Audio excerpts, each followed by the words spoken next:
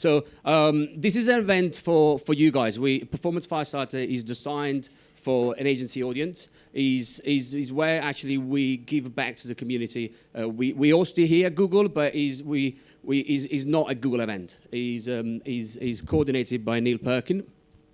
And it is about talking about challenges and opportunity within the industry and start a debate, which hopefully doesn't finish in this room. So please be vocal, ask questions. We have lined up some amazing speakers for you from some of the best performance agency, I think, in the UK, also in the global brands.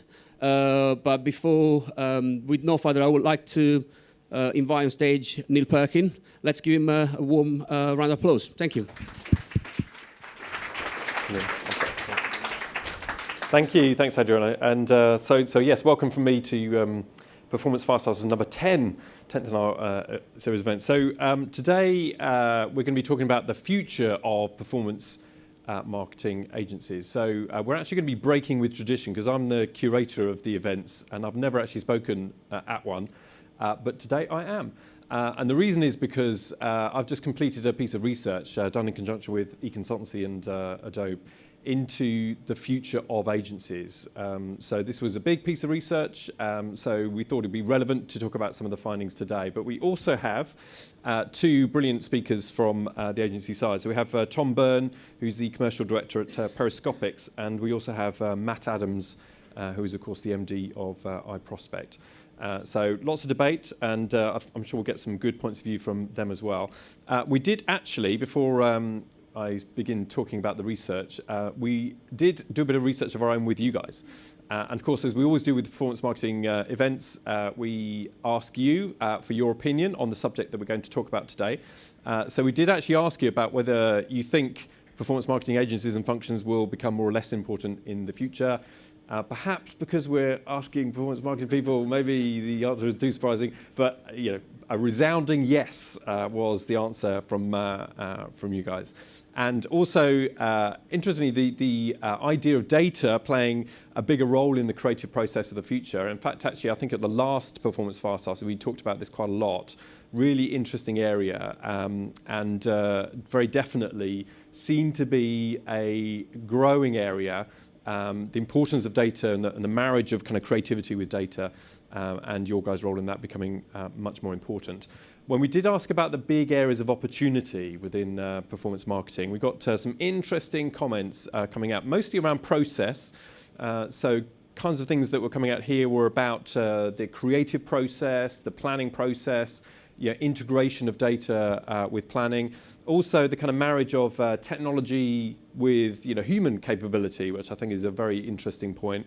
And then also about how performance marketing principles and practices can actually expand beyond some of the media that we currently understand it to be relevant for. So outdoor, TV, as more media becomes ad-served, it's a really interesting idea, thought proposition that actually those kinds of principles will become much more embedded into just the way that media works, let alone performance marketing. So a big, bright future, I think, was the resounding message out of the questions that we asked you guys. Okay, so I'm going to do a bit of context setting here to begin with before we hand over to Tom and to Matt. And talk to you about a piece of research that I've just completed with eConsultancy, of course. So this was a quant and qual piece of research. So I did 20 in-depth interviews with senior agency leaders around the world. So it was a global piece of research. And we also did a survey, 500 agency-side senior practitioners filled that in as well. So there were some interesting findings from that survey covering a number of different areas, but really there was a unifying theme across the whole thing, and that was the importance of customer experience. So I do a lot of work client side as well as agency side, and customer experience is right up there at the top of the priority list for just about every client at the moment. But the interesting thing about what was coming out the agency side was how that is transforming agency operating models, the way in which clients engage with agencies, and therefore things like remuneration and how agencies get paid, how they're working, and the kind of skills that they're after as well. So in 2012, actually, I did the first iteration of this research. We called it the progression of agency value. Similar kind of methodology to the research, but where we got the title from that report from was a book by Gilmore and Pine, which was called The Experience Economy. And it's the first book, I think it was written about 10 years ago now, but it was the first book, I think, that ever mentioned the idea of customer experience. And this was the model that was taken from that book.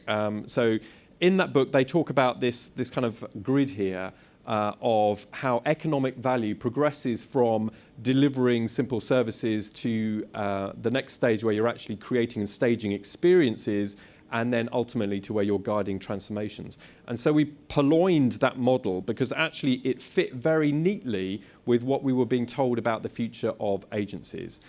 So this was related to, as the pressure towards commoditization of services gets more against agencies, they're responding by moving from delivering simple services towards creating, staging, curating experiences on behalf of and with clients, and then ultimately towards actually guiding transformation within the clients themselves, so creating change within the clients and their business and how they do business. So that was the kind of model that we originated back then. These are some of the things that we talked about as part of that. So that progression of value touched a number of different areas: data, technology, but also skills and culture. So at the kind of delivering services stage, you had this sort of basic kind of approach of more sort of siloed data systems, legacy technologies, much more focused on paid media. When you move to sort of staging experiences, you get that whole customer experience coming in, you get much more agile stuff coming in. As far as skills are concerned, you get some interesting combinations of specialist skills with more generalist skills, so people who can look across lots of vertical skills areas, more fluid structures, and so on. And then ultimately, when you get to guiding transformations, really you're talking about much more integration, which some of you talked about in the comments to our survey. Also interdisciplinary teams, agile working, and customized dashboards, cloud computing, and so on. So lots more across both data technology and also skills and culture. So on to some of the results from the survey that we've just done now. And I think, so when we asked them about challenges, the resounding kind of response to that was around this idea of proof of value. So the biggest challenge being perceived to be proving the return on investment of what you're doing, the thorny issue of attribution, which is still not solved, and the ability of agencies to prove the value of what they're actually doing. So that continues to be a real focus, I think, for agencies and a challenge that is seen to be important over the next years. When we think about opportunities, actually a lot of this is driven by that customer experience angle. So particularly the idea, I think, of being able to get more involved with the workings of a client beyond just marketing. So actually driving the performance of business more widely and creating and crafting more joined up customer experiences through data and technology. So there was some interesting feedback here about agency types as well, which I think gives good context to what we're going to talk about today. So as part of the research, we talked not only to media agencies and creative agencies, we also talked to consultancies and systems integrators. So the big kind of management consultancies, people like IBM and Accenture and so on, Deloitte Digital, who are moving at speed into this space, into advertising, communications, service design, UX, customer experience.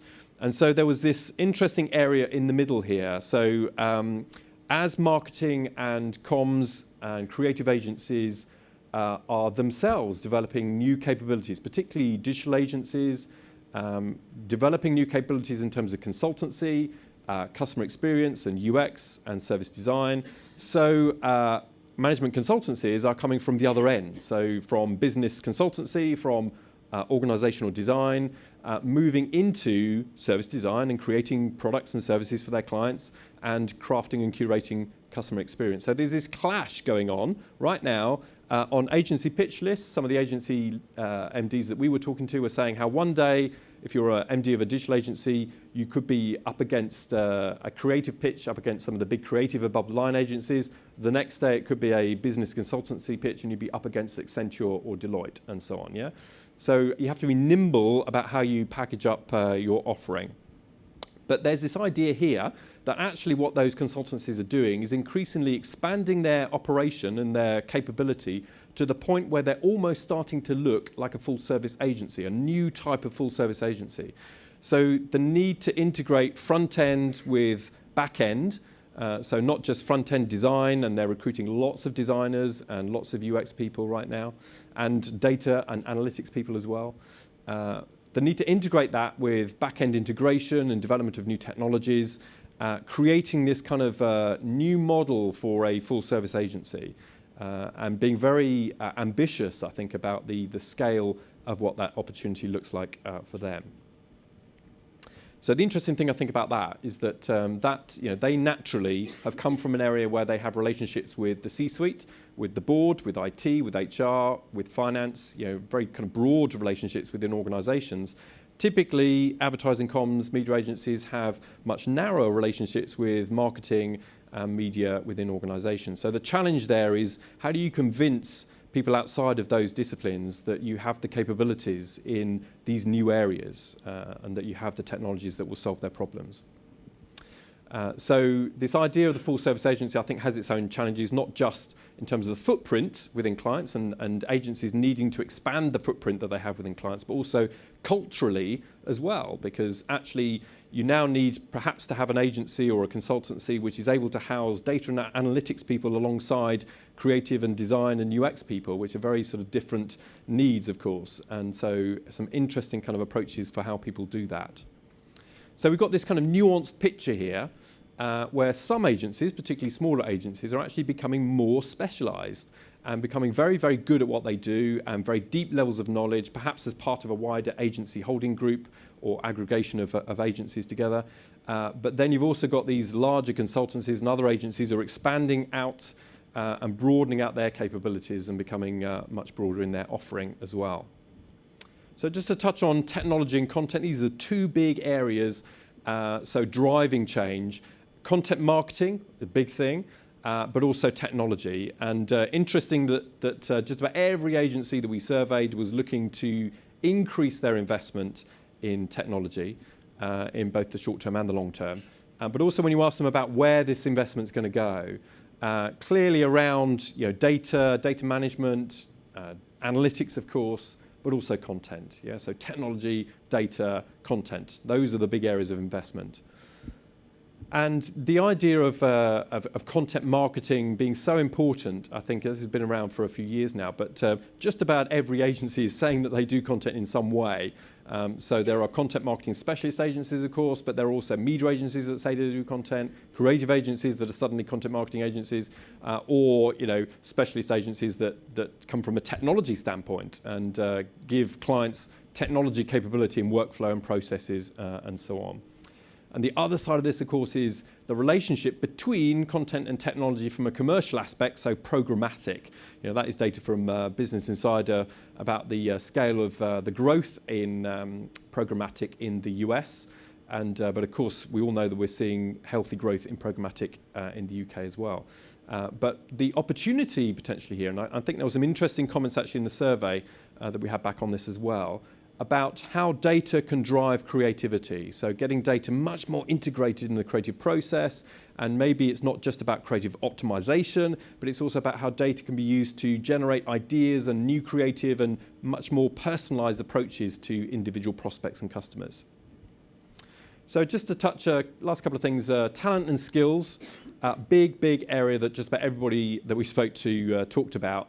And that's because if you look at the skills areas of growth, customer experience, again, perceived to be a big sort of long-term area of growth, but so is data and strategy as well. So data analytics, I think the kind of skills which you have within your agencies are enormously valuable to clients, I think. Beyond perhaps the capabilities which you have at the moment, I think they can be applicable in lots of different ways. But there's no doubt that both clients and agencies are after the same people here. So quite a challenge there in terms of getting talent on board with organisations. But it's also the softer skills as well. And there was quite some interesting feedback here about not just vertical skills, but also your ability to work in a fast-paced and uncertain environment, to embrace change, but also to be curious and passionate, and all those kind of softer skills that suddenly become really important when you're dealing with a lot of ambiguity or development or fast-paced moving technologies. And so we've got this kind of situation where everybody's fighting over the same talent, and this is becoming a real issue, particularly in the area of data analytics and also content. And you're up against your clients here as well, because they are after the same people, not just agencies.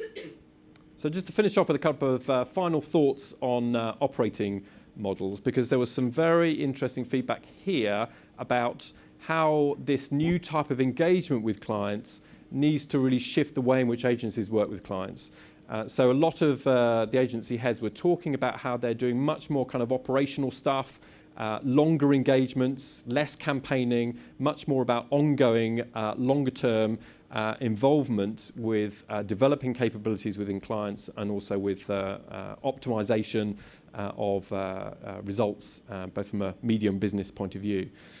So the idea here that this sort of traditional kind of handoff process that we've had for years in advertising about creating a brief, and the creative agency doing their work, and the creative is going away for 4 weeks to come up with an idea, and then it's handed back to the media agency to buy the media or whatever, and then performance marketing agency to do all the performance marketing. The idea that actually that process, it looks quite slow in the context of the way in which clients need to work now, and the way in which marketing and advertising needs to work. So is there an opportunity perhaps here for more concurrent working? There were some interesting examples, not many, but there's some very interesting examples of some small agencies working in very interesting ways with clients. This was taken from an Australian agency, digital agency, who used the Google Ventures sprint model, which is a 5-day sprint model, where they get in a room, they put all the people together right from the start. So they don't define the brief to begin with. This is about coming up with what the brief looks like. It's about identifying the opportunity to the problem that you really need to solve. But all of those people, the planner, the creative, the UX specialist and so on, do that together. And what they were saying about that is that it sparks off ideas, and actually everybody is bought in from the beginning, including the client. You don't get any of this problem of misalignment of objective or output at the end of the process. So a very interesting way, I think, of working there. So what that means in terms of revenue streams is more. Just about every agency we spoke to, broadening out the number of revenue streams that they are deriving their benefit from, but also blended rate cards. So you can't go in with a set rate card anymore, which is rigid. You have to adapt it much more to the needs of specific and individual clients. And blended services. So working in different ways means you need to bill in different ways, means that no one client is billed in the same way across the agency. You have different, a different kind of mashup of different models for each client across project work, more operational work, and of course retainer work as well. So the idea, of course, as well alongside that if you start from one angle within a client and you're bought in to do one thing, that actually you then have a strategy to expand your footprint within that client. So lots of agencies here talking about how they could do that and to incrementally grow the business longer term by proving their capability in successive areas. This, I think, is a very interesting model for performance marketing agencies. With the skills that you have to reverse back into not just media, but also into other areas of business, the kind of skills that you have being potentially applicable further upstream in the planning and business process. And so this led us to a model. This is actually taken from a client-side piece of work that I've just completed about organizational resourcing. But this is a model that we developed for the future of outsourcing. So if you're a client, you outsource right at the beginning of the process. If you don't know how to do something, you outsource to an agency to do it. So that's about establishing the capability that you have. Then it's about getting more efficient. So as you start to develop your own capability, you're right, sorry. You know what you're doing. You then require efficiency and the agency to bring a level of efficiency that you can't achieve yourself. Alongside that, you need strategic expertise. So you need then to understand how we optimize that, but also from an efficiency point of view, but also what's the kind of strategy, how can we optimize this from a strategic point of view.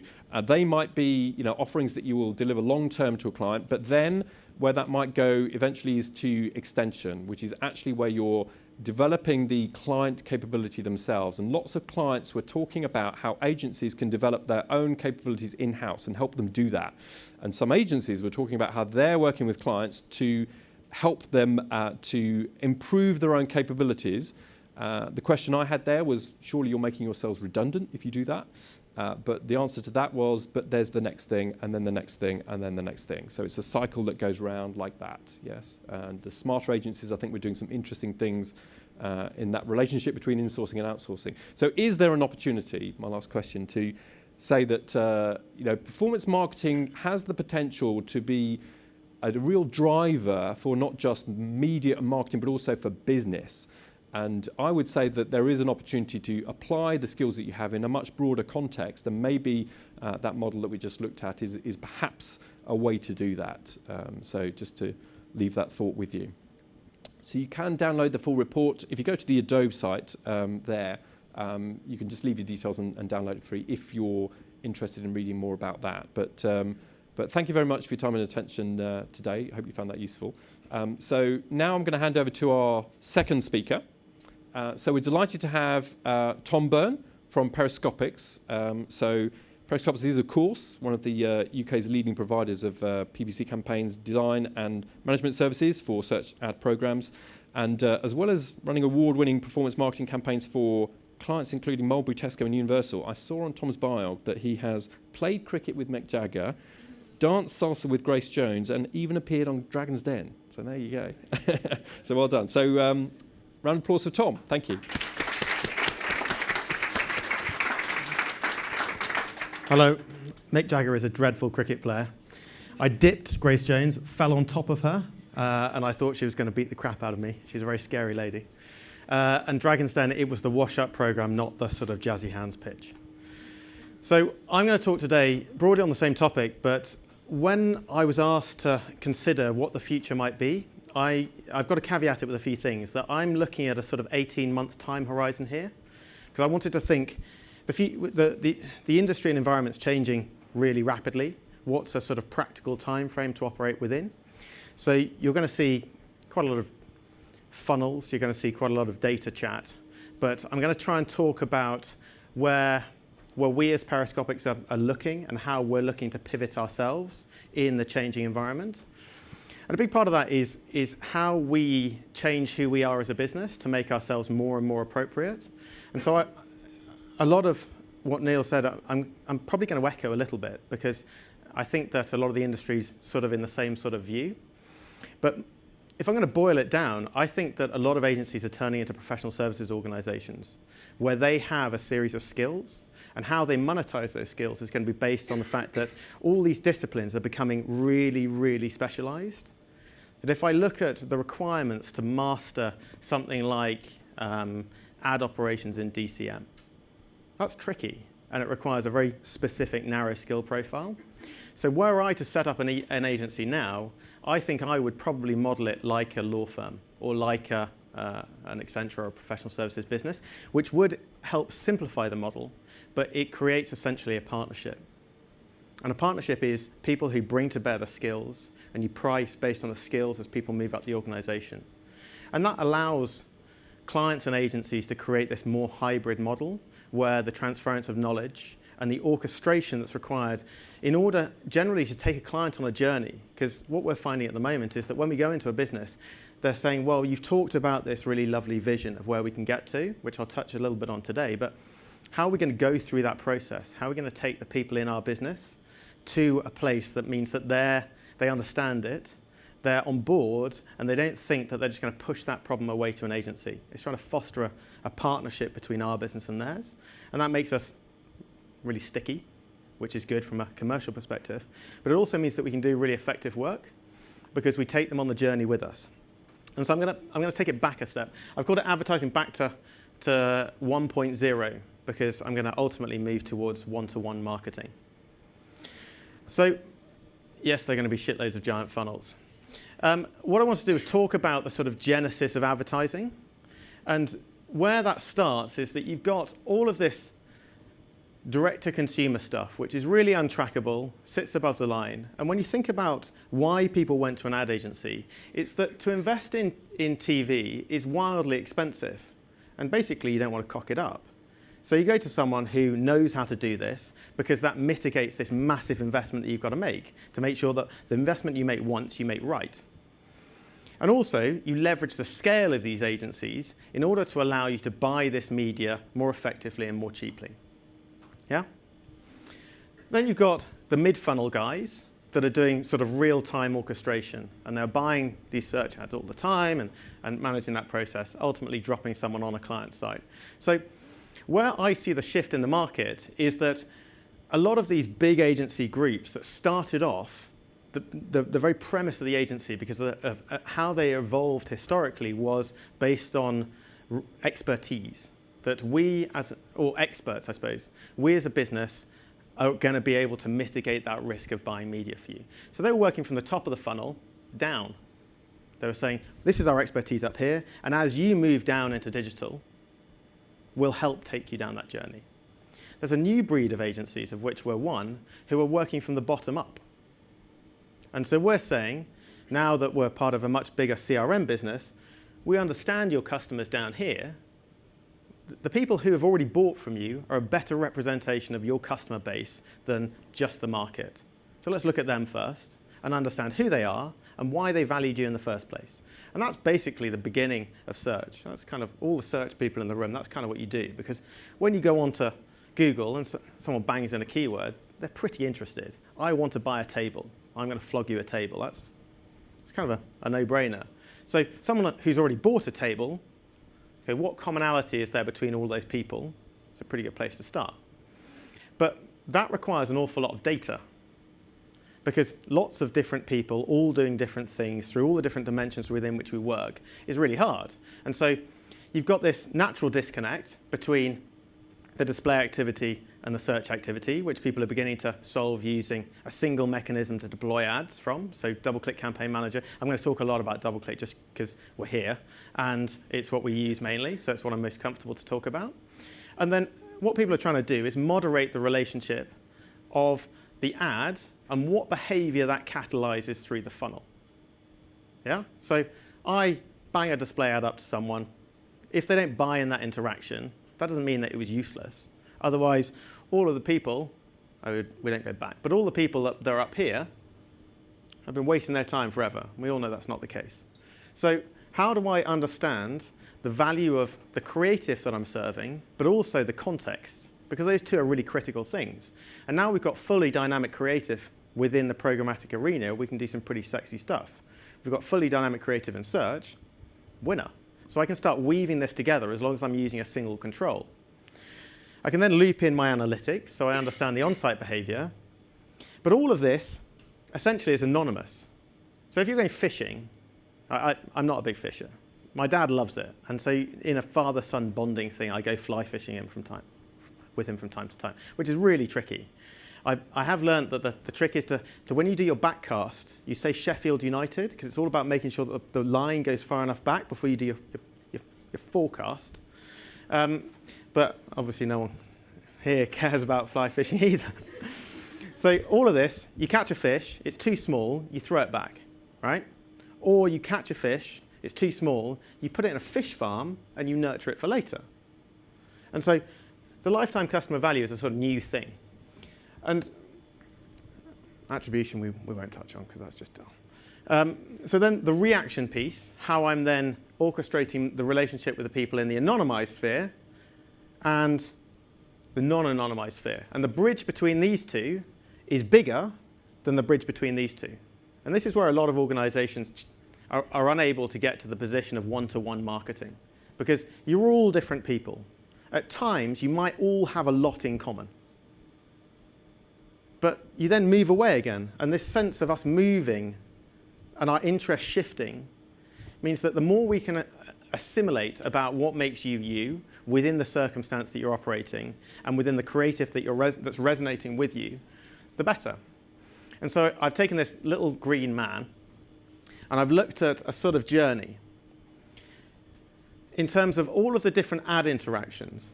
that they may make. So I'm ploughing him with prospecting ads in purple. And then he goes to the site, and so we get a little search ad, and I continue to plough prospecting ads at him and search ads until suddenly they get to the site. This is one journey, and it's punctuated by these different events. When they get to the site, I get shitloads more data on this person because their site navigation behavior tells me something about them as people. And so I can then shift the way that I advertise to them to become more relevant. But after they actually buy something, and I get their personally identifiable data, and I get an understanding of who they are as people, and I can assimilate and accumulate all of that data moving forward, then the way that I advertise to them becomes very, very different. Because I'm looking at the lifetime value of this person, and then as that develops, people that are similar to this person. Because I can group together people. Like, if you speak to someone, everyone in this room looks way too young, but if you go back and speak to people who did like really old school press, shove paper down their throat marketing, this is second nature to them because they used to use your postcode as your unique identifier, and then they could build a really strong picture of your house. Just when you go online, it's really tough to do that because we don't give away stuff, and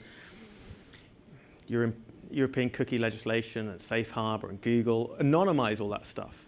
So you get lost. But more and more, what we're moving to is an environment where we're able to start picking these people out and then retarget them. So we can use custom match in search. You can do it quite extensively across the display portfolio. But often, that means that you're limited to certain ecosystems. So I've created this environment here, which is sort of like a DMP light example of what people are very commonly doing with Google, with the Google stack at the moment. So you get a nice, dirty, great big database where you dump all of your CRM data. And then you use GAP as an orchestration layer, and then you distribute out into the anonymized sphere. Yeah? So it's about how you use this data. So I've got Mr. Orange, and I know who Mr. Orange is. And then I use this sort of union as the hybrid to link some anonymous cookie ID to that individual person that allows me to target Mr. Orange within the environment where he might look like Mr. Green, but he's actually Mr. Orange. Does that make sense? Lots of blank faces. Some nodding? Yeah? Lots of nodding over there. So it's a case of trying to leverage all of the value that represents Mr. Orange. So I'm married, and I find it really hard to buy presents for my wife because I listen to like 25% of what she says, and I then go off and buy sort of generic women's goods. So last year I bought a handbag. I don't really buy perfume because I don't really value it myself, and so why would I buy something that I inherently don't value? I bought a PlayStation 4 for a birthday. That didn't go down very well. So it's a case of trying to understand my wife. So in the run-up to Christmas, what I do is I start probing questions, and I start trying to create a richer understanding of the woman I love. However, we've managed to do this with our friends based on Facebook, which is a good CRM of our friendship group, where we can consolidate everything. You don't have to remember their birthdays anymore. So why not do it for all of our customers? Dirty, great big box full of all their details. So this is a simplified version, but what it allows you to do is start moving towards a personalized environment. So as I talked, when I was talking about the future of the agencies, this is all sort of build up in terms of the plumbing that's required to say that when we think about the shift in the market, it's going to follow the same route that it's been, the trajectory that it's been working on up until now, which has been relevancy. And relevancy and personalization echo exactly what Neil said earlier on, that as we become more and more specific to people's needs based on the environment they're in, based on how they're feeling, based on all the circumstances that we're giving away based on the fact that you're here, tells the ether something about you. That I'm able to then start listening to all of this information to say, I deploy a display impression to someone. The fact that I deploy that impression to you, because it's RTB, which means that tells me a lot about you, because I deployed the impression to you. If you weren't who you are and valued what you did, I wouldn't have shown the ad to you. Does that make sense? I have a targeting bucket. Because I showed the ad, it means, so I've learned something by the fact I've served you an ad. So as that continues through the journey, it means that using dynamic creative, I can then change the message that I served to you, because obviously the message I served initially doesn't resonate. I'm linking that back with search. I'm linking that to your email. I'm linking that to your social interactions. I'm linking that to your in-store visits. I'm linking that to your mobile. I'm linking that to how you might have interacted with the programmatic billboard in Waterloo that you can book through DBM. And so all of these different things are allowing me to interact. How you interacted with your TV. All of these things are shifting towards a programmatic landscape because they kind of make sense for everyone. They make sense for the publisher because it's cheaper to orchestrate. They don't have to chase people for money. It's better for the advertiser because it's relevant. And it's better for you as the consumer because you get less irrelevant ads, which ultimately, in my opinion, means that you will get less ads. I do think that there's going to be a strong shift towards a lot less advertising as we use data to make it much, much better and much, much more relevant. There just isn't the need. Why would I advertise to you if you're not going to buy? I don't want it. You don't want it. It's just a waste of time. And so as the market moves towards personalization, what we'll see is that as what we learn through this process will dictate what happens in this process. And what other people that are similar to you, if we look at the curly hair brigade, I work with them, it's all right, I'm not just being overly rude. The rest of you are safe. So what do they have in common? Is it just that they have curly hair? Is it just that they sit together almost all the time? But there's something that brings them together. So I can learn from one to advertise to the other. It may just be hair conditioner, but hey-ho. So it's this journey and this consideration of this journey as we continue to go through all these stages of the relationship with a brand, which might be visiting the site, which might be buying something once, which might be your 5th purchase. Because Tesco don't consider a customer until you've bought 5 times. It's really irritating when you're trying to show value because it takes a while. But through those 5 purchases, that tells a lot about someone. Do you always buy bananas? Therefore, to you, a banana might be a great loss leader. How am I going to bring you in? If you're just a gin drinker, and at Christmas, I want you to do the big shop with us, maybe I serve an offer to you that's different to everyone else. So it's a process that I think will continue off the back of data. So this eye bleeder here gives an example of what a big data solution might look like. And it goes back to the point I was making before about how agencies pivot or are likely to pivot to become professional services organizations. Adobe have recently bought an agency to bring that process in-house. Boston Consulting Group have been moving in that direction for a long time. Frampton at Havas talks about how they're becoming a professional consulting group all the time. If you follow them on Twitter, you can't get enough of it. And it's just a case of all these different bits. Identity management in its own right is a really tricky discipline. There aren't that many people who can do it. So the fight for talent is going to continue. But how do I plumb that into all of these other elements in order to allow me to learn from it, to do something about it, to then serve across all these different environments? That essentially means that I can get to a single customer view. And this is the creepy end zone. And the creepy end zone, which is happening in the US, that in the US, every single person has a single database profile of them. And there are large organizations that orchestrate these. They buy lots of lists of data, and they just keep a view on everyone. So if you register your Whirlpool dishwasher, that gets bought by someone and stuck into a system that everything else gets bought and stuck into. And so this one person, you can look at this long stream of stuff that happened with them. So that process continues, that your likes, your dislikes, how you're likely to interact with certain messages will all continue. At the moment, we're at the cusp where we're beginning to play with all of these hyper-dynamic variables, where we've got a campaign that we're running at the moment that's got feed-driven dynamic creative.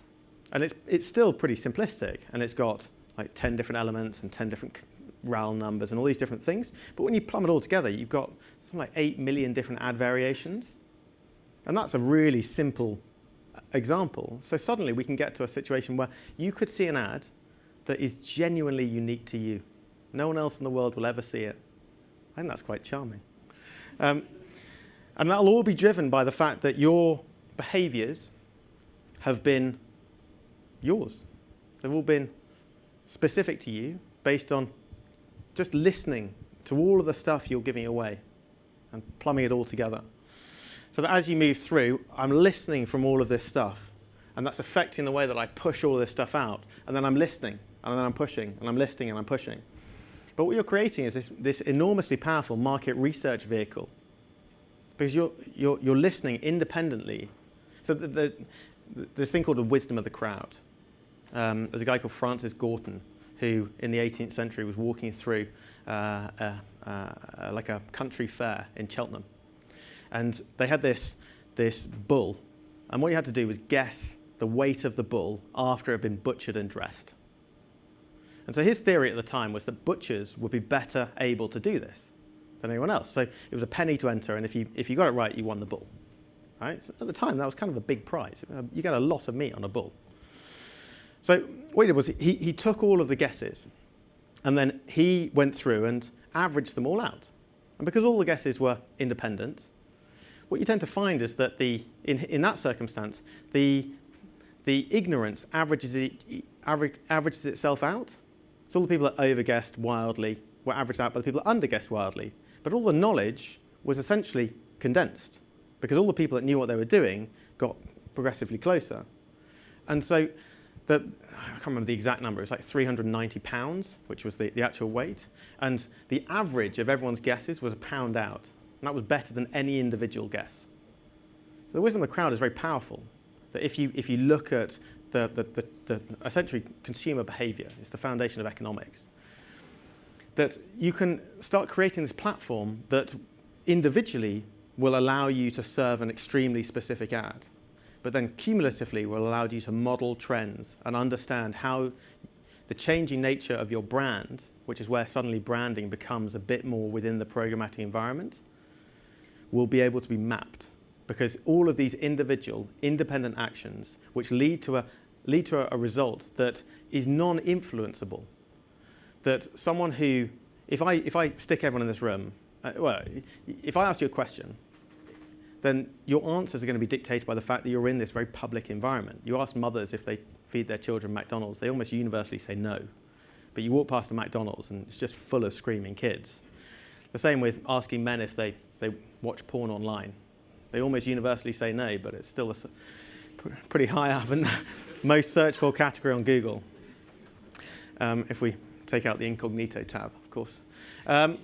So it's this research vehicle that you're creating that allows you to understand your customers, but then action it in a practical way. That is, in my opinion, the future of agencies. Thank you.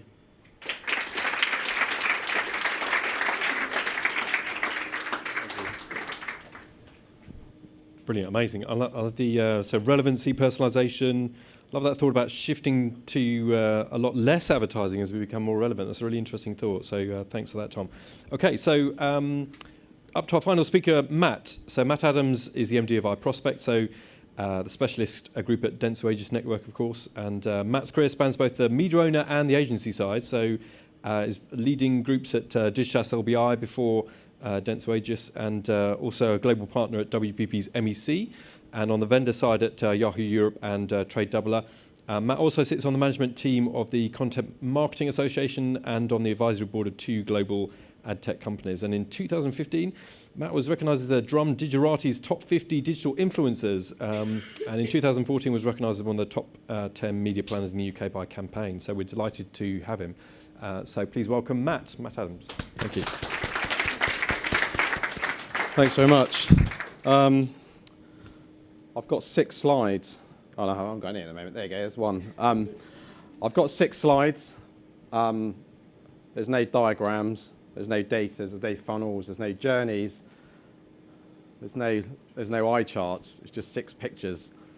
The future performance age is a fantastic topic to talk about, and I think it's something that you could go and talk about forever, really. You could talk about a long time, but I think, like the other guys, it's about setting context to the future.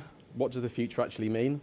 And I think from a leadership position in an agency, for me, the future is about growth. My role and the role of other people running any business has to be about growth. And therefore, you start to contextualize the future around what does growth actually look like. What do we have to do differently? What do we have to do the same? And what needs to kind of continue on the same vein, and what needs to adapt and mold and change and work in a more agile way to continue to grow growth. And that's something that's really, really important for us. We work in an incredible place. We're so privileged to work in the UK market. I keep reminding my American colleagues and my Australian colleagues, and my colleagues out of Singapore every single time that this is the most advanced digital market in the world. It's the most advanced in terms of the work that you guys do, the solutions we create for our clients, the way we do amazing things, like Tom said, with data. Like that generally leads the market. But it's also the most sophisticated market when it comes to digital ad spend. You know, this is one of the only, I think it's the only mature market that has over 50% of digital ad spend. So everything that we're doing is starting to really come to fruition in terms of clients pivoting and changing. But I've got 6 thoughts to share with you in terms of where we look at the future of agencies. And I think the word performance is probably quite unhelpful. I think it's a really unhelpful label. I think the language is old, if I'm honest with you. So sorry, Joanna and the people who put it together, but it just doesn't feel relevant in today's times. And I wanted to explain a little bit why, and some of the changes that we see that are coming through and what we're doing to kind of help combat that. So hopefully just give some thoughts before we can get you off to kind of have a drink.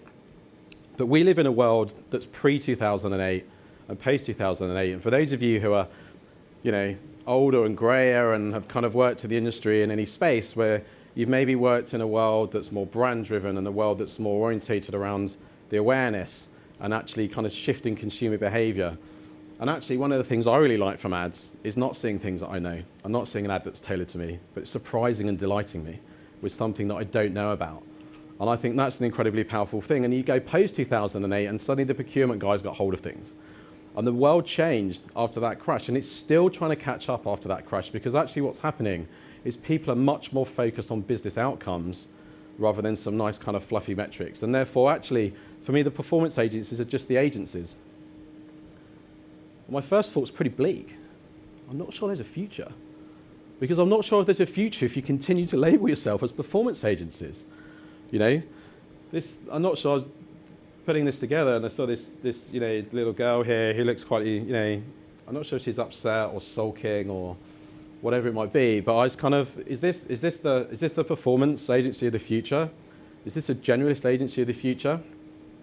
We don't see a world operating in silos. I'm not going to talk about data. I'm not going to talk about dynamic stuff, because everyone here knows loads more about it than I do, quite frankly. And you know, you do much more amazing work with this. But what I do know is that the future of any agency is nothing without integration. All media is delivered programmatically. We will deliver over £1.7 billion worth of media in our group next year programmatically. That's quite a powerful stat, right? So how can you operate in a silo? How can you continue to operate in that frustrating way? Because data doesn't sit in silos. Clients aren't building silos. They're opening up in terms of how you actually want to interrogate and articulate and design and do all this cool stuff with data. It sits on common platforms. It's not going to sit in individual silos. So the more that we talk about performance agencies, the more we talk about specialists, can be quite unhelpful, because it puts people in a box when actually the barbarians are coming. The people who don't know how to operate this stuff, they're really going to fall behind. You know, radio is already programmatically through DVX. TV is already served programmatically. It's called Sky AdSmart. And I think in the next 18 months, we'll see ITV adopting the Sky platform. That starts to get mass distribution. We work with partners like Channel 4 around their programmatic strategy. And it's not just about the ads, because actually, if you look at any of the revenue streams, the big broadcasters, their ad revenue streams about 2% from digital. How important is that? How much yield can they maximize by looking at how they turn their traditional GRP buys into buys that actually start to really affect the management of their TV? So for me, the future is bleak if you continue to look in a specialist, in a silo world. But the best work comes together when you bring the generalist and the specialist together. When you have an integrated view of brand and performance. Brand has always been the core driver. And I'm not entirely sure we'll see a seismic shift towards performance. But what we see is everything based on business outcomes. Everything will start to have a reason and a meaning in terms of why you're doing that, versus just doing it because we feel that it's quite nice to do. Whether it's out of home, the way we track that through mobile, the way we track that through visual recognition, whether it's through the way we build e-commerce platforms that sit on the back end that start to collate all this individual data, all of this is coming together because, quite frankly, convergence happened a long, long time ago in media. it didn't happen yesterday or a year ago. The way that you behave changed things. As soon as technology costs started to decrease across the last 8 to 10 years, people started to get richer around the world. People started to adopt more and more technology. It started to drive a massive trend of convergence. It's really blurred. Lots of people here will maybe be working in paid search, and maybe a lot of the stuff you're doing is syncing that to other media. Maybe a lot of stuff you're doing is taking data signals that comes out of other media, such as out of home, in terms of a lot of the digital formats, and thinking about how you tie up that consumer journey. And you can't do that in isolation. You have to work with other people in order to understand how this other media works, because it is data-driven, but it's also driven by humans. And humans interact in a really, really different way. Like, you know, I was chatting to my wife on the rare occasion I see her these days, and she was basically, I don't think I've actually watched a TV show for like an hour without doing something else, like on another device, you know. I saw this great survey that 80% of people use the phone while sat on the toilet, you know, and I'm not sure if that's convergence in real time, but it's kind of like everything we do is kind of meshed together. It's just one thing. Consumers don't see lots and lots of different things. They don't see lots and lots of different channels. They just see an experience across lots and lots of different devices. And we need to be thinking in terms of a really integrated planning way in terms of how we actually start to connect the dots. And we need to have lots and lots of different types of people to help us do that. The traditional view of a performance agency, again, go back a few years, the folks in the corner, right? And they're kind of doing this crazy stuff and no one else exactly knows what it is and you kind of leave them alone. I worked through that world, you know, and today it just is what we do, and therefore this is just the future of agencies. It's not the future of performance agencies, and I think that was reflected in some of the stuff that Neil said. Although I'd love to know who the one person was who said they didn't think data was more important in that original chart. And it wasn't Adriano, just to be clear. But convergence happened a long time ago. The point of engagement, the point of transaction, and the point of interaction is now one point for a consumer. It's not a brand ad or an e-commerce ad. It's not an experience in terms of how you're seeing creative delivered in real time throughout of home. It's not how you're getting targeted TV that exists in your postcode area, into your block, into your street, into your home, based on data that we know about you. It's everything coming together to deliver experience. And if you just focus on one thing, the future might not be quite as rosy. And I think this is for me, because I think if you work in a specialist world, and I work through different places in specialists, it can feel quite lonely. It can feel quite hard, right? Sometimes you feel like you're on the outside looking in because you don't own and control everything that exists in a client's world. And I think for us, we'd much rather be on the inside looking out than on the outside looking in. We'd rather work in a smarter, more integrated way with a blend of skills rather than just those pure digital skills, because actually the best magic comes alive when you can start to mix the right things together. And I'll come and talk a bit about diversity of talent, and Neil touched upon it as well, because the future performance agency looks really different in terms of the types of talent you can get out. Those people who can unlock insight is really, really important. The people who can help clients manage customer service through performance challenges is really, really important. The people who can spot social signals, create content and interject that content in real time to take advantage of what's going on in the world is really, really important.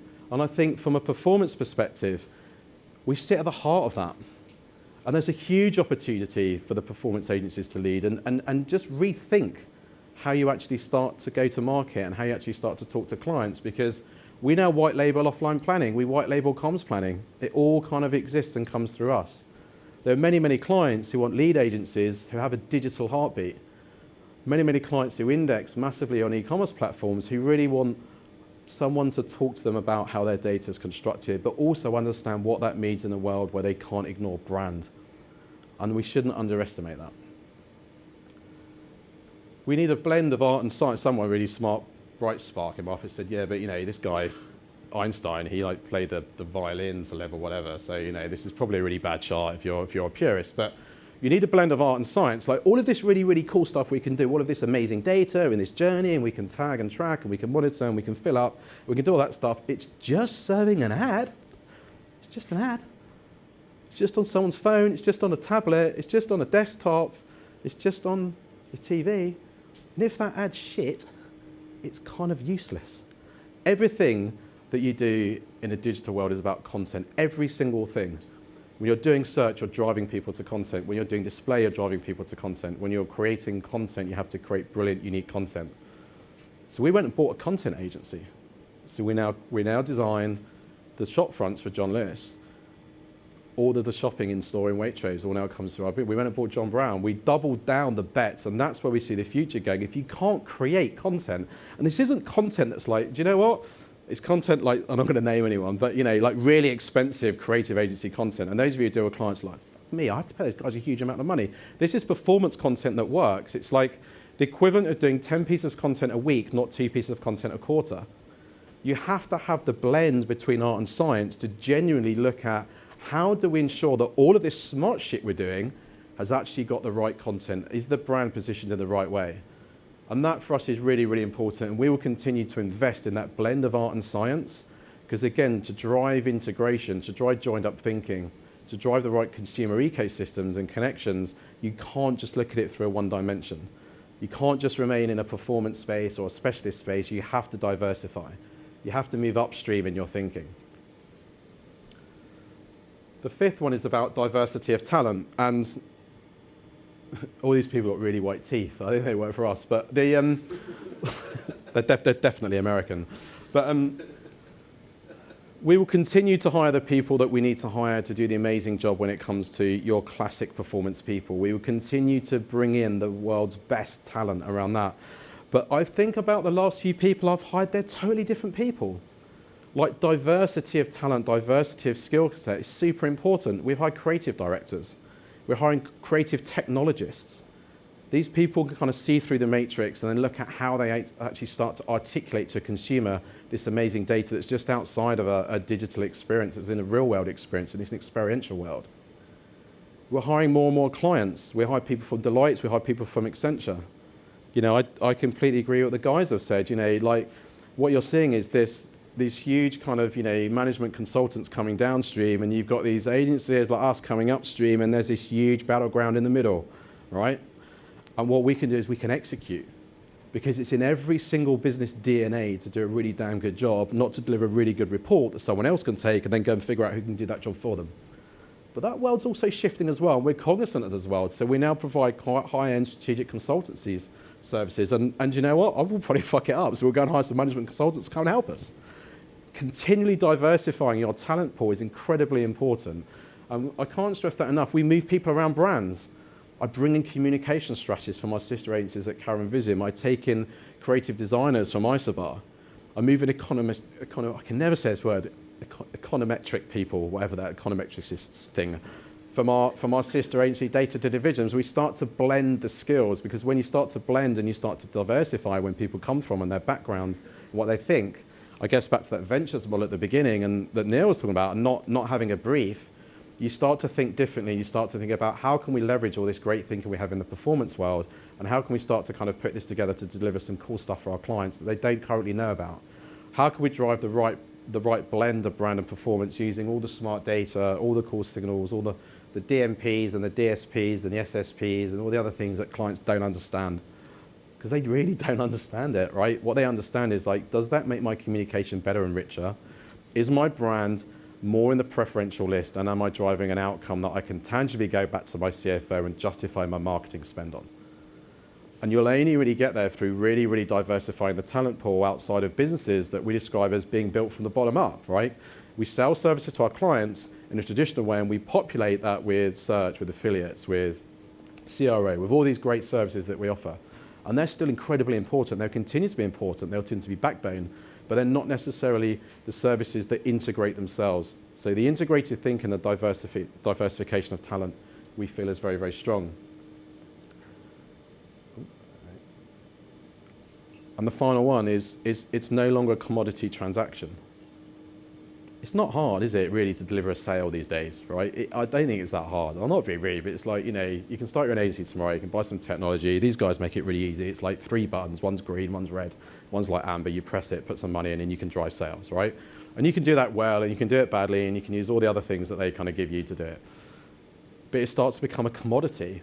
People have caught up, right? So a lot of the people who work And we look at we have a broad competitive set, like one of the broadest.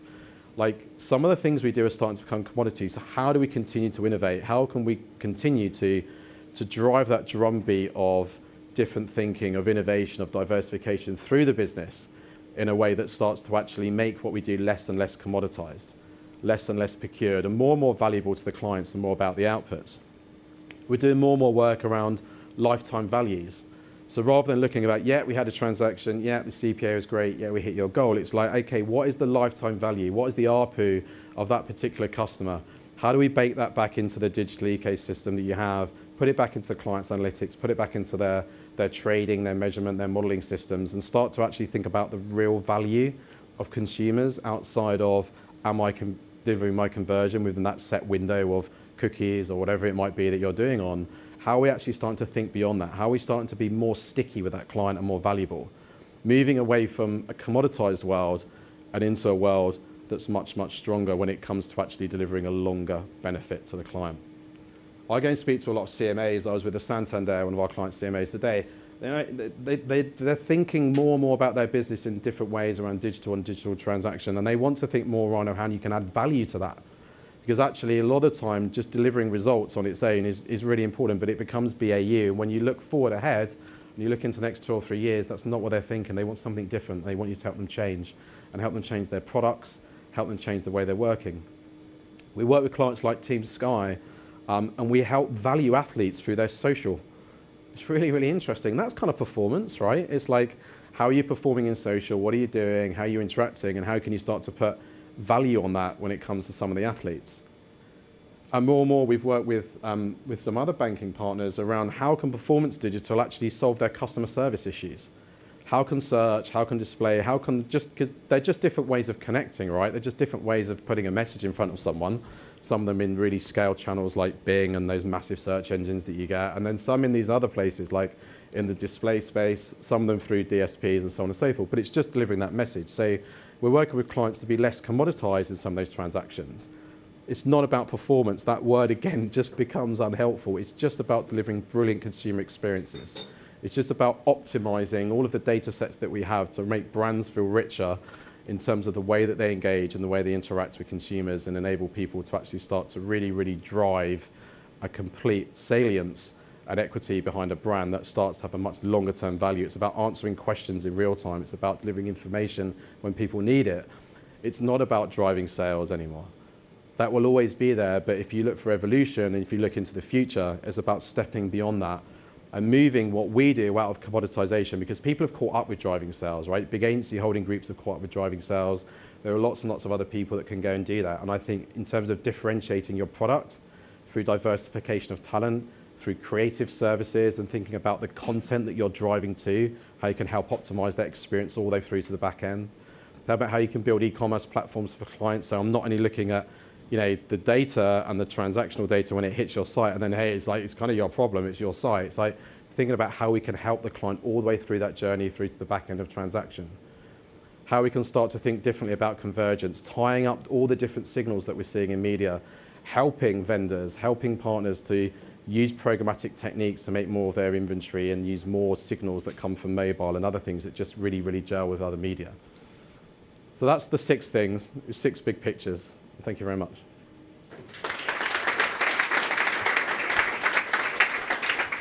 Cheers. Brilliant, thank you. So can I just ask Tom and Matt if you can just grab a couple of chairs and come and sit up on the stage here. So we've got about 50 minutes for questions before we break for drinks. So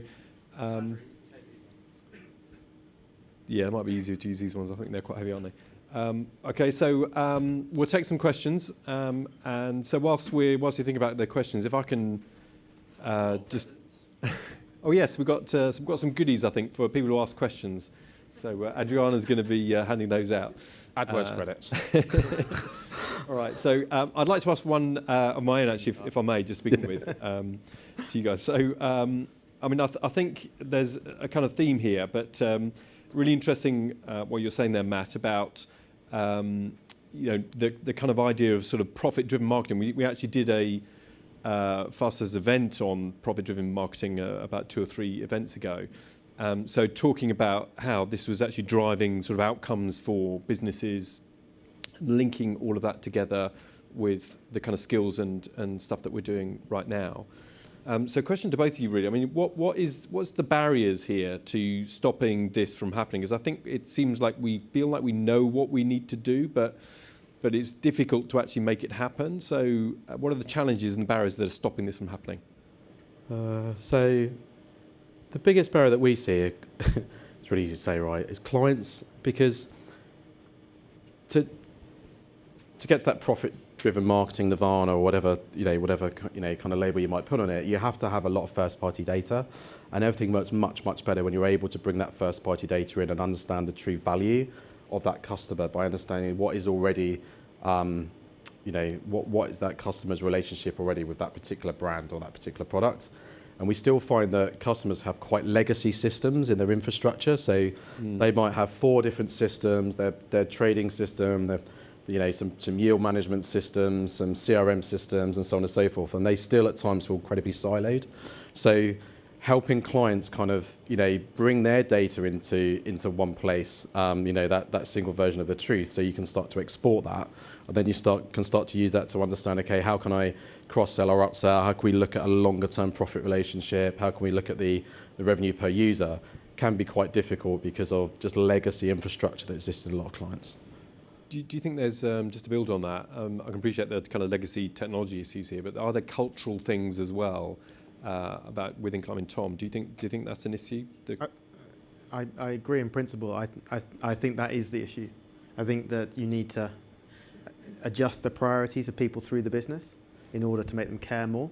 Because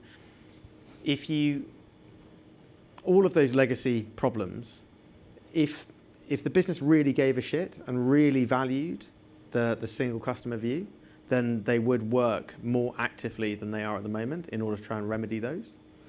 And that, in my view, is that as you cascade up a business, they know more and more about less and less. And because they have to take more of a leadership role, it's the businesses that tend to do it really well care more about the data, and therefore the senior stakeholders will force it through. And so they'll put a sprint run in and they'll put the developers in place, and they won't just say, well, we need to do these different things, because if the business really cares about it, it happens. It's just people who are high enough up the business don't really care about it yet. It's working its way up, so I think education through the business solves that problem. Right. Matt, do you agree with that? Yeah, to a degree. I think clients are just siloed as well, right? So I think you've just still got these different grids that are trying to connect. So you kind of got CIO grids, CMO grids, CTO grids, and their teams and their kind of people underneath. I think some clients get it really, really right. Yep. And in content, we're seeing the rise of the chief content officer and roles such as that coming over, mainly driven from the US coming over. But there's still clients still structuring brand and e-commerce. Like, it's quite scary how many clients do that. Right. It's just one person that you're talking to, right? And ultimately, you're a business that wants to sell something. So put that at the heart of what you do, rather than thinking about 2 different budget lines and 2 different ways of doing it. So yeah, I agree in the sense of the business has to care enough to want to invest to make change, but also the organizational design of clients can still be a challenge in terms of just bringing together a single purpose around some of those issues. Right, brilliant. Okay, fantastic. All right, so let's open for questions. We've got a couple here. So can we go to the front here, and then we've got one at the back there. So if that's all right, Adriana. So question at the front here first. Hi. Hello. I'm not very used to speaking to microphones, but hi. My question started actually thinking of Tom, your presentation, but based on your question, I think it can go to the 3 of you. You spoke a lot about having this customer base and then building on that what they do, and that just came to what you just said as well about a legacy. How would you work if it's a new product that is going to be launched and it doesn't still have a solid customer base? That I'd put everything right at the beginning, so you avoid that problem. that if it's really attractive actually to launch a new product, because you can put the data plumbing in place. Because in most circumstances, you come to an environment where they've got a boatload of data that's all spread out in all these different places, and trying to plumb all that together is really, really hard. If you're doing something from the off, then you can put all of that architecture in place so that as you acquire the customers, they're really effectively labeled. You're creating the plumbing, which is quite simple, and then you're channeling all the traffic through it. So you mainly would get a time to analyze the customer and then act on that. Is that what it is? Yeah, I would build a plan. Like I'd build your plan and say, look, this is where we want the people to go, and these are the key variables that we want to capture on all of them. And then when you build your tracking architecture, that dictates the way that you do it, and you try and future-proof it. So it's difficult to talk without specifics, but I would build a very clear idea of how you're going to track and moderate what valuable looks like, and then you can just push everyone through that plumbing. I have a question back. Okay. What's in the bag? His phone number. His phone number.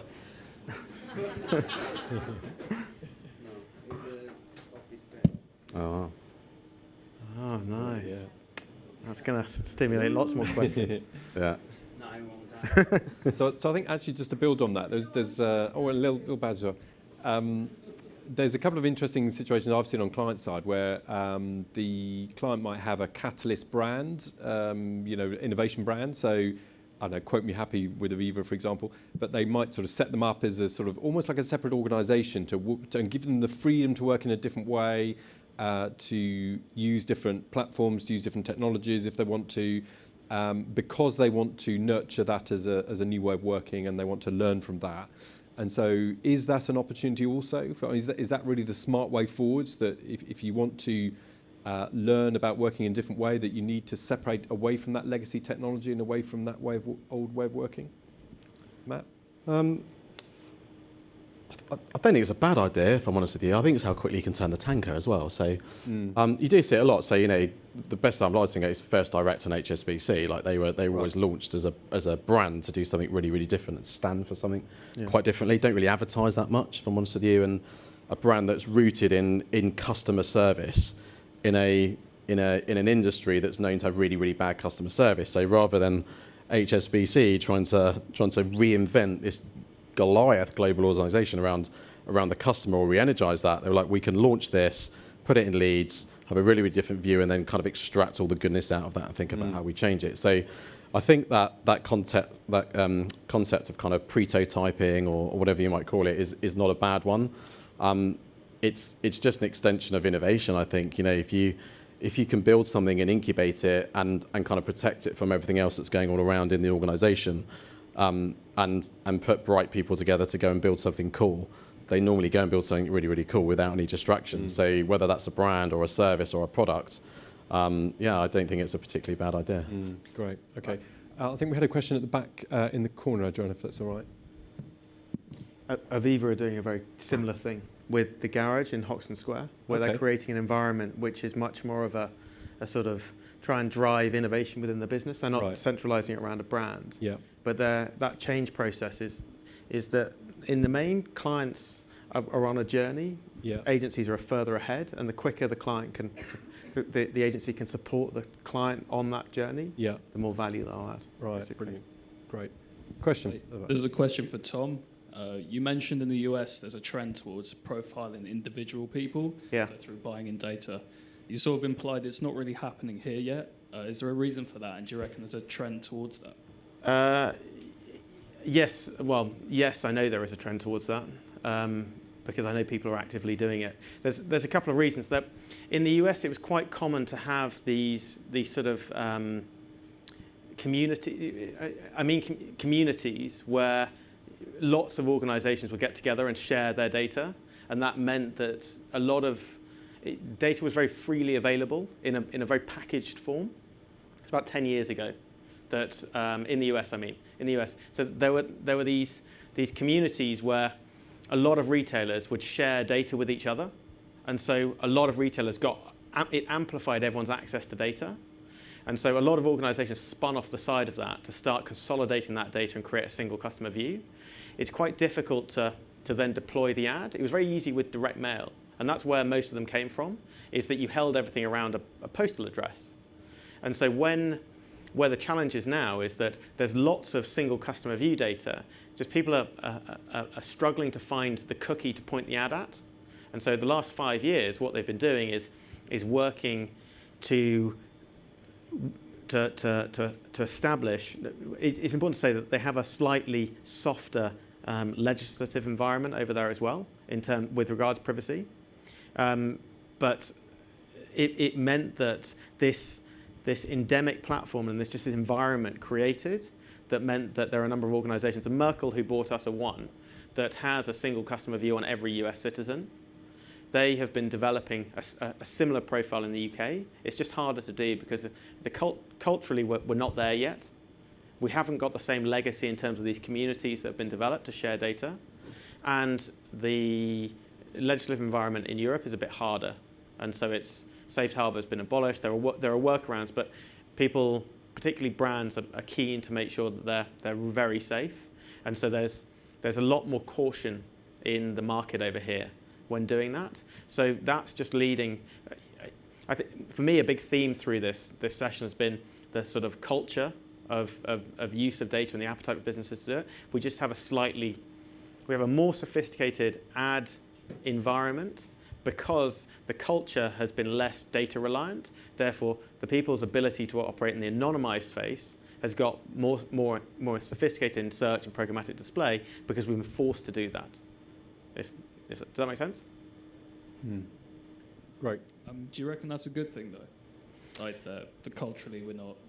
I think if you combine the two, it makes for an extremely powerful platform, that you've got this very actionable environment where if you can fuse the anonymized and the PII space with the capability that's now absolutely normal in the UK, you suddenly have a much, much more sophisticated environment than you do in the US because they haven't needed to innovate. We've had to evolve because of the adversity that's been imposed upon us based on these limitations. And so together, my view is that advertising is bad when it's wrong. And if it adds value, then it adds value. So yeah, I think relevance is king. Okay, time for maybe 2 more questions. So one over there. Hi. So at the beginning, Neil, you said that there's kind of a shift in the landscape in 2 kind of directions. Agencies who are adding services and then ones who are becoming very, very specialized. Do you know which one's kind of more popular? And do you think that's reflective of what the clients want? And from your perspectives as agencies, what kind of method do you prefer? Good question. I think that for me, one of the biggest shifts is what the consultancies are doing, actually. So if you talk to the consultancies, they have a particular view on the world, which is the kind of capabilities that they're developing are the ones that are really driving business. So actually, some of the consultancies were saying to me that they believe that advertising over time will become less important and less of a driver to business. I don't necessarily think that that's the case. And perhaps performance marketing and the data and the kind of specialist skills that you guys have is the way in which actually the value can reverse back into the business. So I think it depends on the sector, on the client, and some clients will always need deep specialist skills. But I think increasingly the customer experience thing is needing to join things up. And Matt, I think you talked a lot about how the label of performance is not necessarily doing us any favours. Yeah. So I'd actually be interested in your point of view on that. I mean, it's a hard one, right? Because also I think clients don't normally buy that way as well. Like, you think about how clients actually buy services. So you can create this, amazing end-to-end service. And you had some of those, on one of Neil's charts, all the services that these consultants are. I'm not sure I've ever seen a client ever buy that way. I'm not sure I've ever. I can't name one client that buys all of that. Goes, I'll have all of that. Brilliant. Because it's just not helpful for clients to buy in that way, because all of your data then sits with that particular partner, and that can be, clients are more sensitive about who owns their data, right? Don't say it too loudly in this building, but they're quite sensitive around that.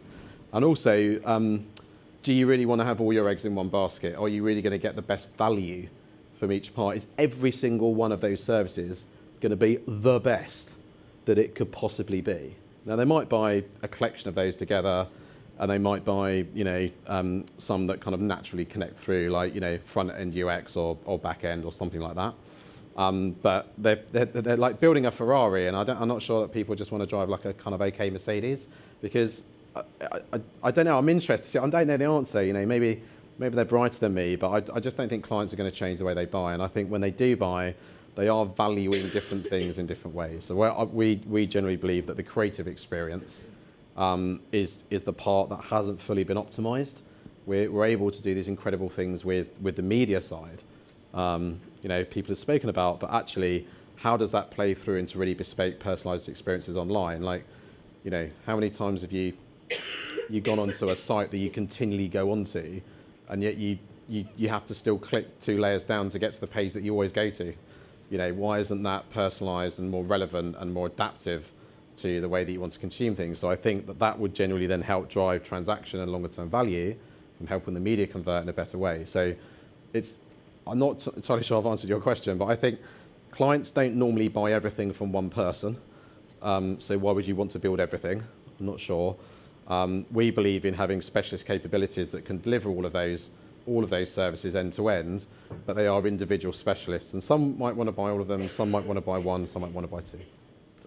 I'm just keen to fit in a last question if we may. So I think we had one, do we have one in the middle here? Last question, anyone?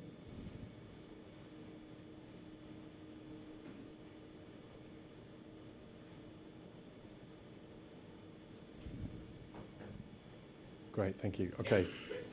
Hey, so it's digging into that idea a little bit more, and this idea that it's all about convergence and single customer view and lifetime value.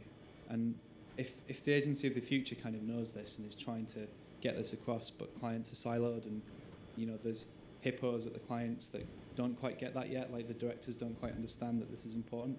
So how does the agency of the future actually make this case and get it across to the clients that this is where the future of marketing is, this is where you should be going, and we can help you with that?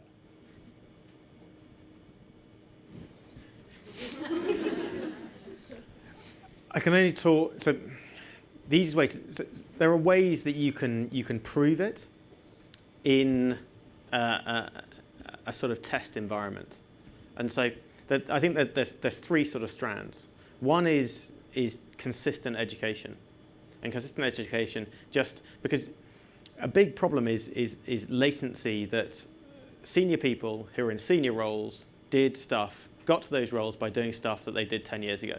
And the big part of the value they offer is what they know, and they know sod all about what happens today, right? So they don't really want to do anything that's going to make themselves obsolete.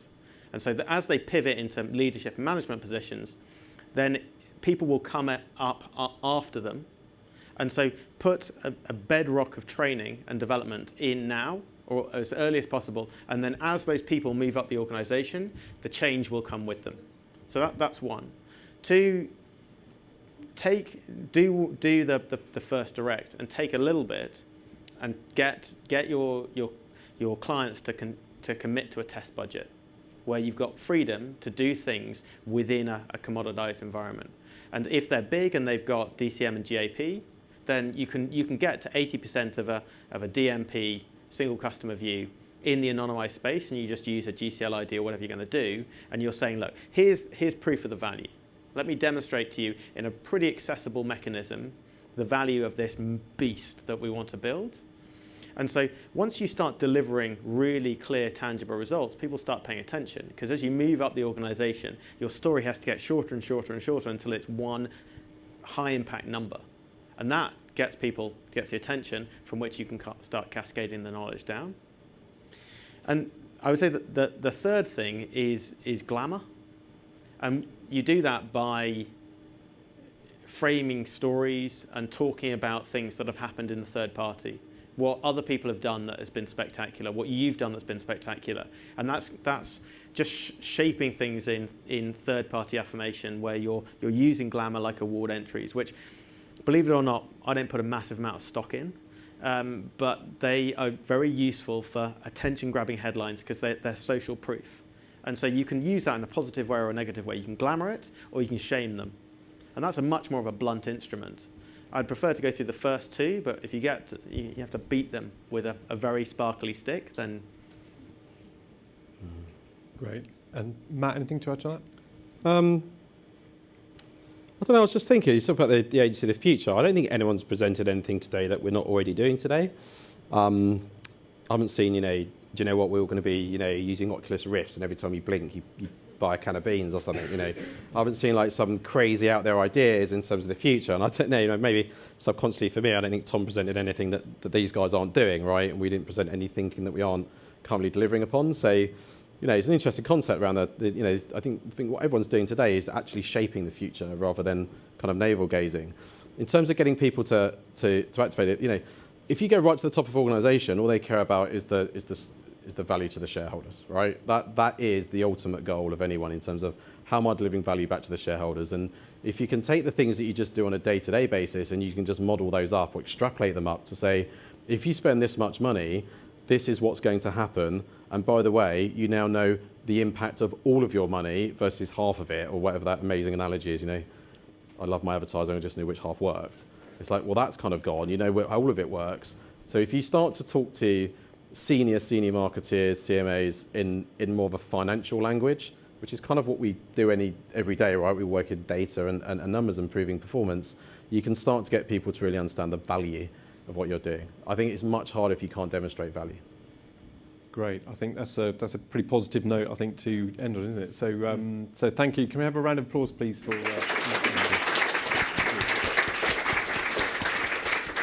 and don't forget that our next Performance Firestarters event will be February or March next year. So we're always crowdsourcing for the themes for the events, and in fact many of the ones that we've done have actually come from suggestions from the audience. So if you do have a suggestion for a future event theme, then please go to Joanna or to me direct, and we'll happily do that. And but in the meantime, thank you very much for coming. Just to say, there is drinks which will be through the door there in the cafe area, so please stick around for drinks, and if I can ask the speakers to stick around for a bit as well. And we'll be, of course, sharing the Scriberia visual, and we'll have a write-up on Think with Google as well. So thanks for coming. Stick around for drinks, and thank you. Cheers.